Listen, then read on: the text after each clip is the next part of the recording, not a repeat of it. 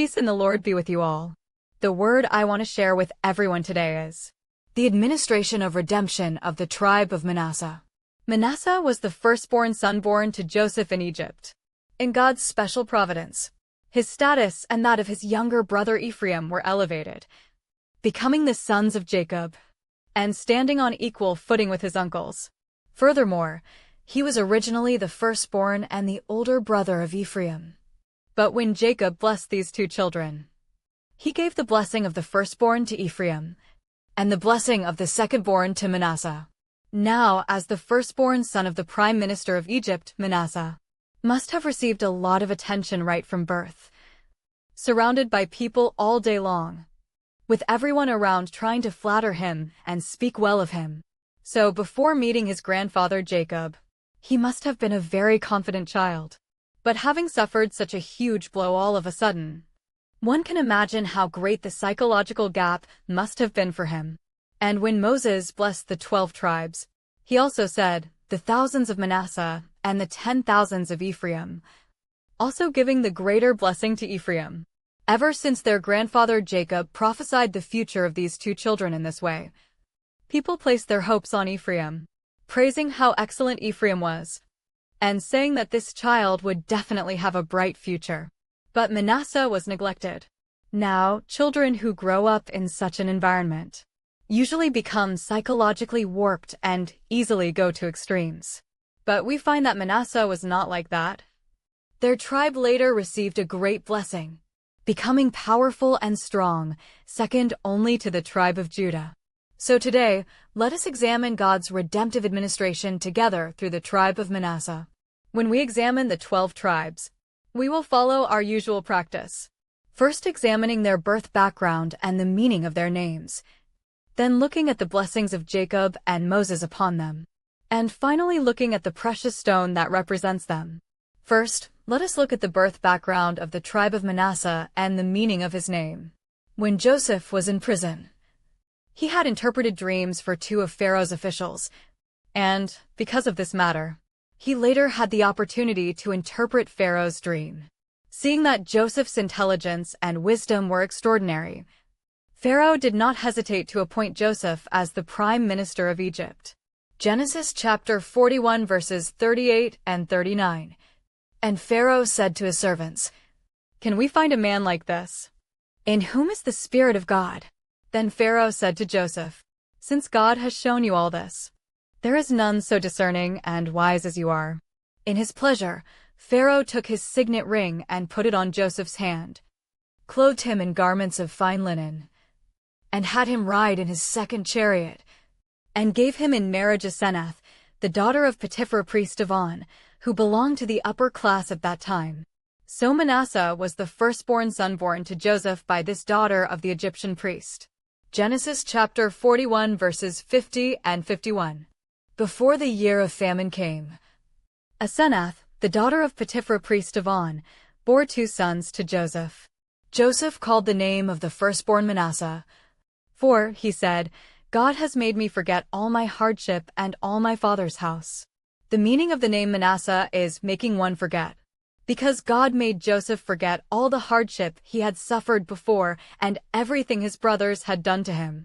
Verse 50 says that Manasseh was born before the years of famine came, so he must have been born near the end of the 7 years of great plenty. At this time, Joseph must have been at the height of his success, having both power and wealth, trusted by Pharaoh and supported by the people. So everything was going his way, with only one unresolved knot in his heart, which was the matter of his brothers harming him.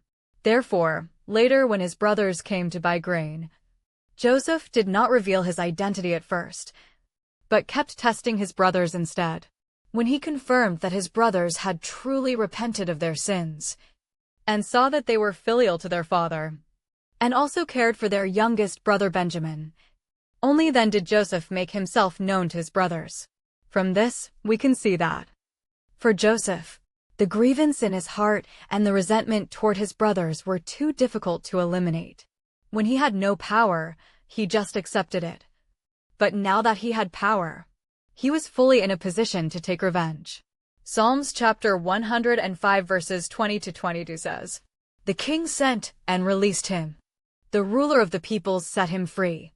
He made him lord of his house, and ruler of all his possessions, to bind his princes at his pleasure, and to teach his elders wisdom." It can be seen that Joseph's power was very great at that time. He could even arrest Pharaoh's servants at his pleasure. So at this time, God forcefully intervened, making him forget all the hatred. Genesis chapter 41 verse 51 says that God made him forget all his hardship and the matter of his brothers harming him. Of course, it does not mean he could not remember, but that he forgave. So, how did he manage not to hold a grudge? At this time, it must be that God made Joseph understand what his mission was, and why God allowed him to experience these sufferings. Because after he interpreted the dream for Pharaoh, there indeed came several consecutive years of great plenty. Then Joseph must have been even more certain that in the future, just as God revealed, there would be 7 years of great famine. At that time, not only would there be famine in the land of Egypt, but there would be a great famine in all the earth. Then what would happen to all his father's house? Joseph must have taken this matter into consideration. So, it is believed that at this time, Joseph finally figured out why God arranged for him to come to Egypt. The knot in his heart was finally untied, and only then could he truly forgive. Genesis chapter 45 verses 4 and 5. So Joseph said to his brothers, "Come near to me, please." And they came near. And he said, "I am your brother, Joseph, whom you sold into Egypt. And now do not be distressed or angry with yourselves because you sold me here. For God sent me before you to preserve life." Genesis chapter 50 verses 19 and 20 also says, "But Joseph said to them, 'Do not fear, for am I in the place of God? As for you, you meant evil against me, but God meant it for good, to bring it about that many people should be kept alive, as they are today.'" Yes, this was indeed arranged by God. Therefore, Psalms chapter 105 verses 16 to 19 says, "When he summoned a famine on the land, and broke every supply of bread, he had sent a man ahead of them, Joseph, who was sold as a slave. His feet were hurt with fetters. His neck was put in a collar of iron. The word of the Lord tested him, until what he had said came to pass." In this way, when we have a sense of mission and understand God's will, we can truly not care about what others say or how they treat us, and we can forgive others from our hearts. Now, when Joseph forgave like this, what God gave him was the blessing of fruitfulness. Genesis chapter 41 verse 52. The name of the second he called Ephraim, meaning making one fruitful. "For," he said, "God has made me fruitful in the land of my affliction." In this way, when we eliminate hatred and forgive others, only then can we have the true blessing of fruitfulness. Next, let us take a look at the blessings of Jacob and Moses upon Manasseh. Before Jacob blessed his 12 sons, he first blessed the 2 sons of Joseph.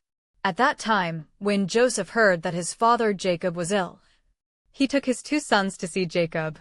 When Jacob saw these 2 children, he said, "From now on these 2 children are mine, just like Reuben and Simeon." Genesis chapter 48 verse 5. "Before I came to you in Egypt, your 2 sons who were born to you in the land of Egypt, Ephraim and Manasseh, are mine. Ephraim and Manasseh shall be mine, as Reuben and Simeon are." Then he crossed his hands and blessed the 2 children. When Joseph saw it, he was displeased and wanted to switch the hands, to place the blessing of the right hand on the firstborn Manasseh. But Jacob refused. Genesis chapter 48 verses 15 to 20. "And he blessed Joseph and said, 'The God before whom my fathers Abraham and Isaac walked, the God who has been my shepherd all my life long to this day, the angel who has redeemed me from all evil, bless the boys, and in them let my name be carried on, and the name of my fathers Abraham and Isaac, and let them grow into a multitude in the midst of the earth.' And Joseph said to his father, 'Not this way, my father, since this one is the firstborn. Put your right hand on his head.' But his father refused and said, I know, my son, I know. He also shall become a people, and he also shall be great. Nevertheless, his younger brother shall be greater than he, and his offspring shall become a multitude of nations. So he blessed them that day, saying, By you Israel will pronounce blessings, saying, God make you as Ephraim and as Manasseh. Thus he put Ephraim before Manasseh. In this way, Jacob gave the blessing of the firstborn to the younger brother, Ephraim, and the blessing of the secondborn to the older brother, Manasseh. Moses likewise set Ephraim above Manasseh. Deuteronomy chapter 33 verse 17 says, A firstborn bull, he has majesty, and his horns are the horns of a wild ox. With them he shall gore the peoples, all of them, to the ends of the earth. They are the 10,000s of Ephraim, and they are the thousands of Manasseh. In this way, the blessing of the 10,000s was given to the younger brother, Ephraim, and the blessing of the thousands was given to the older brother, Manasseh. Both Jacob and Moses gave the better, greater blessing to the younger brother. And what Manasseh received was what others had left over. If this were like Cain or like Esau, he would have gnashed his teeth against Ephraim long ago, and focused solely on finding an opportunity to eliminate Ephraim. But Manasseh did not do that. Although he saw that his younger brother received more blessings, he did not envy his brother, nor did he complain against God, but instead accepted all these arrangements of God, was grateful for the blessings he received, and faithfully did his own duty, just like the one who received 5,000, left 5,000 in profit, and the one who received 2,000, left 2,000 in profit. Unlike the one who received 1,000, who envied others for receiving more, and complained that God was unfair. In fact, it is good for each of us to do our best according to the gifts we have received. Romans chapter 12 verse 3 says, For by the grace given to me I say to everyone among you, not to think of himself more highly than he ought to think, but to think with sober judgment, each according to the measure of faith that God has assigned. Verses 6 to 8 also says, Having gifts that differ according to the grace given to us, let us use them. If prophecy, in proportion to our faith. If service, in our serving. The one who teaches, in his teaching. The one who exhorts, in his exhortation. The one who contributes, in generosity. The one who leads, with zeal. The one who does acts of mercy, with cheerfulness. 1 Peter chapter 4 verse 10 also says, As each has received a gift, use it to serve one another, as good stewards of God's varied grace.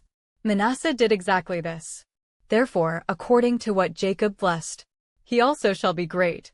And what Moses blessed, the thousands of Manasseh, they later grew increasingly prosperous, receiving an inheritance on both the east and west sides of the Jordan, and developing into a powerful tribe second only to the tribe of Judah. Joshua chapter 13 verses 7 and 8. Now therefore divide this land for an inheritance to the 9 tribes and the half-tribe of Manasseh. With it the other half-tribe of Manasseh, the Reubenites, and the Gadites received their inheritance, which Moses gave them, beyond the Jordan eastward, as Moses the servant of the Lord gave them. Because the tribe of Manasseh took the Jordan River as its boundary, with one half developing to the right, and the other half developing to the left. Its appearance was just like a great tree with its branches spreading outward. So the tribe of Manasseh has a nickname, a beautiful tree with shady leaves, which very vividly illustrates the blessing they received. This quality of Manasseh of not fighting or grabbing, and focusing on self-improvement, exactly matches the characteristics of the gemstone that represents them, white agate. As for the gemstone white agate, it was during the 4th century BC, when someone discovered this mineral by the Achates River in Sicily, and according to the name of this river, called it agate. White agate has a very high hardness. While the Mohs hardness of general steel is between 4.5 and 6.5, the hardness of white agate is between 6.5 and 7, being even harder than steel, and it does not corrode, precisely because it possesses wear resistance and corrosion resistance. It is now used instead of steel in some precision instruments. White agate all has patterns. When it is processed, It is cut according to the characteristics of its patterns, and then processed, making it very beautiful.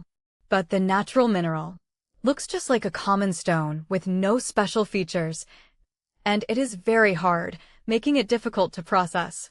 So it is not as popular as other gemstones. However, through cutting, highlighting the characteristics of its patterns, and being processed and polished over a long time, its colors and textures are actually very rich. The tribe of Manasseh, just like this white agate, was not highly regarded at first. But Manasseh did not compare himself with others, nor did he complain against God, but instead did his absolute best according to the gifts he received.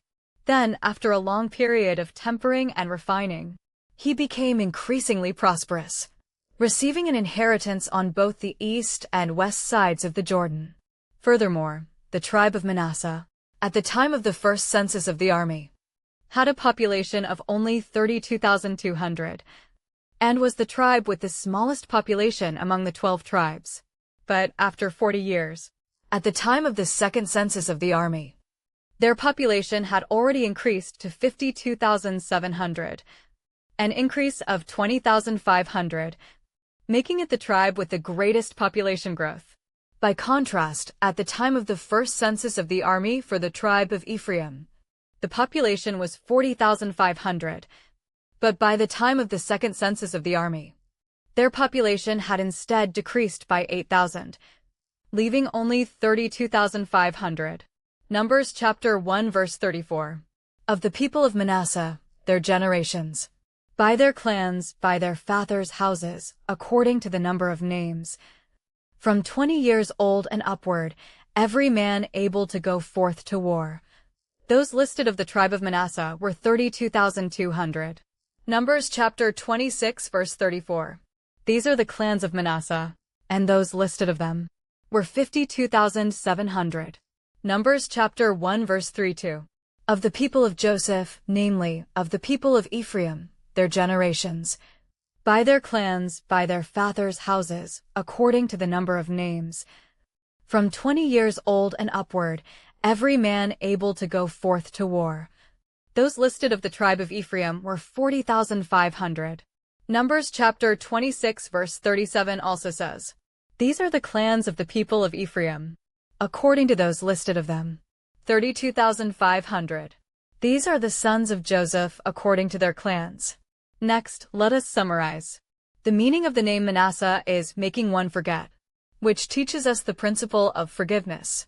The first word of Jesus on the cross was also a prayer of forgiveness. Luke chapter 23 verse 34 says, And Jesus said, Father, forgive them, for they know not what they do. Furthermore, Jesus usually taught people not only to forgive their enemies, but also to pray for their enemies. If their enemy is hungry, feed him, and if he is thirsty, give him a drink. Matthew chapter 5 verse 44. But I say to you, love your enemies, and pray for those who persecute you. Romans chapter 12 verse 20 also says, To the contrary, if your enemy is hungry, feed him. If he is thirsty, give him something to drink. For by so doing you will heap burning coals on his head. This Manasseh is the fruit of faith born by Joseph. Joseph did not hold a grudge, not only forgiving his brothers, but also providing for all their families. And Manasseh himself, according to the meaning of his name, chose to forget. Although the blessing he deserved went to someone else, Manasseh did not try to take it back in his own way, but submitted to God's arrangement.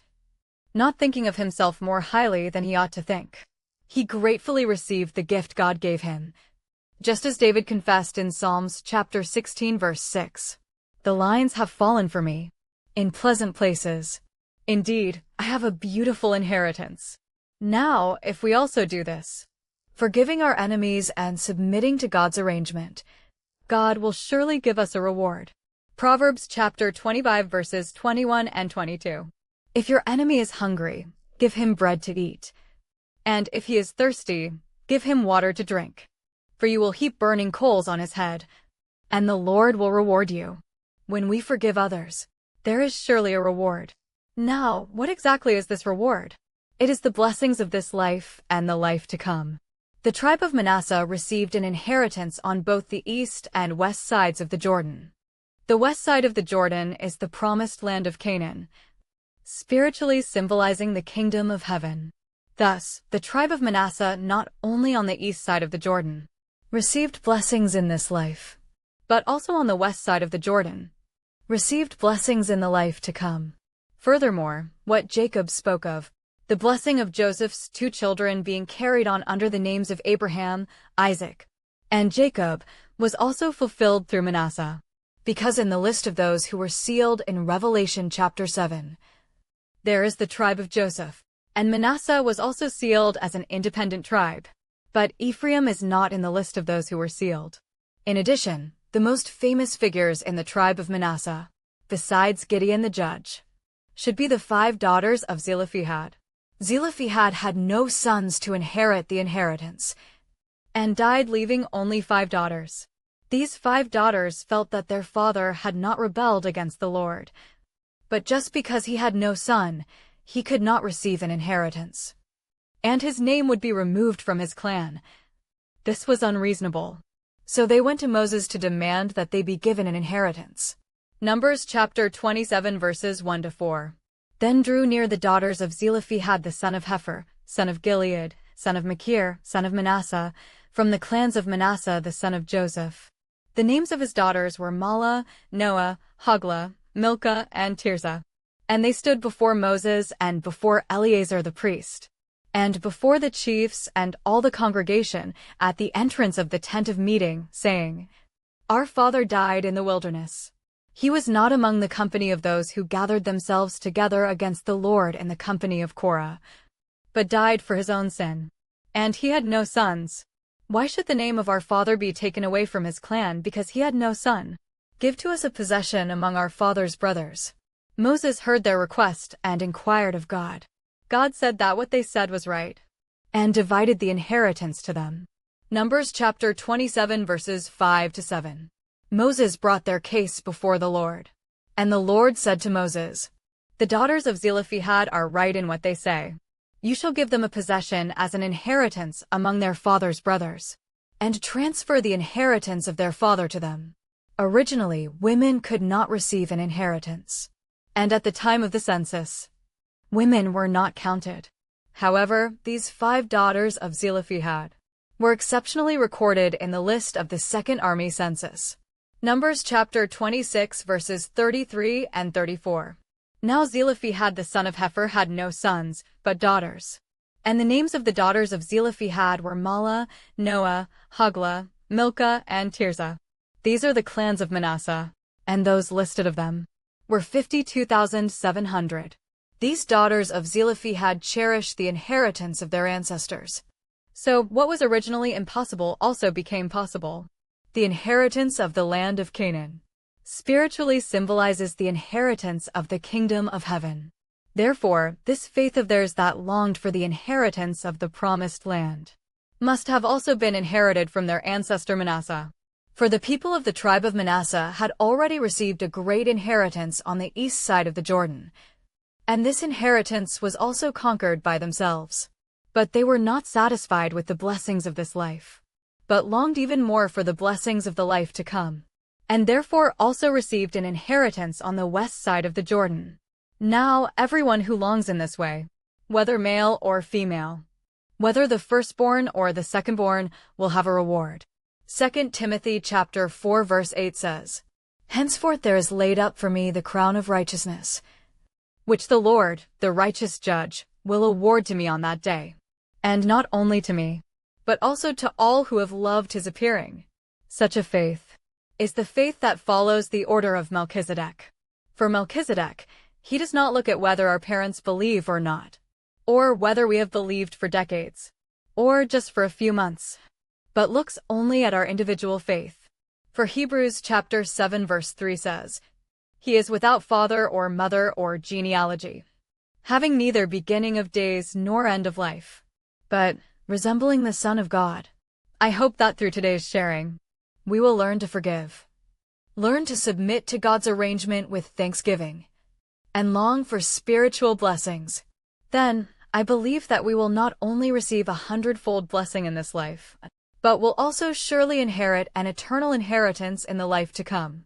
Thanks be to God, that is all for our sharing today.